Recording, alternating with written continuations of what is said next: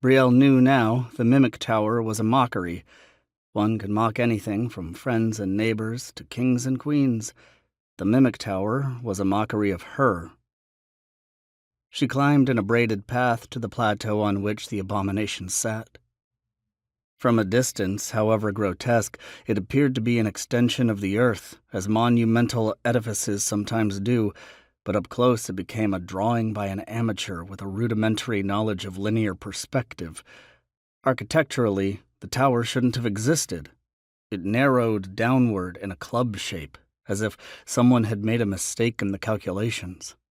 Wind should have toppled it, let alone the earthquake from before. I must be going insane.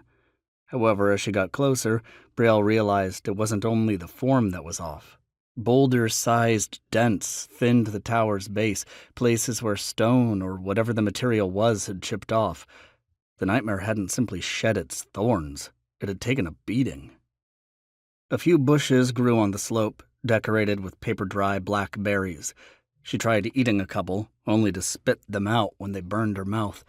She immediately berated herself. She needed to be careful, conserve water, not squander it. There was something at the top of the tower. It looked like a thin stroke at a distance, but the closer she got, the more it resembled a human figure. Brielle's heart, already racing from the climb, sped up a notch, but she couldn't afford to hope yet. Hope was such an unfaithful lover. Eyes on the figure, she almost fell when she stepped onto the plateau, and then the only thing she could think about was the horizon. If some possibility of getting water in the wild had lingered, now it was gone.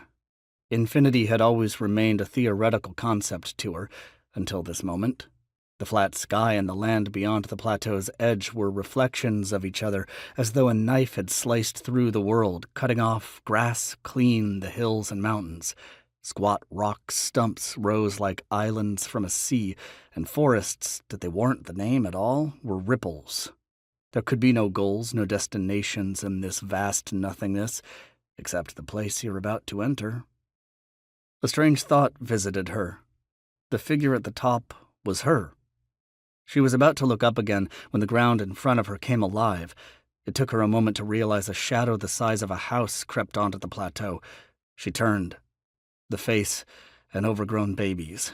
The hairless chest, the giant leaned on its palm, dragging its torso over the edge. It looked as if it had knots under its skin, and those knots rolled.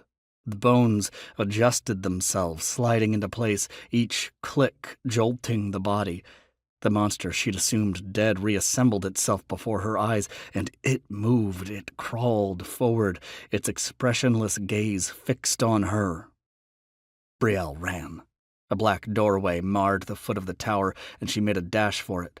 Just as she barged into the cramped passage beyond, a rumble came, and the floor vibrated the way living tissue does. Is that walking nightmare hitting the wall? Another rumble. Yes, it is.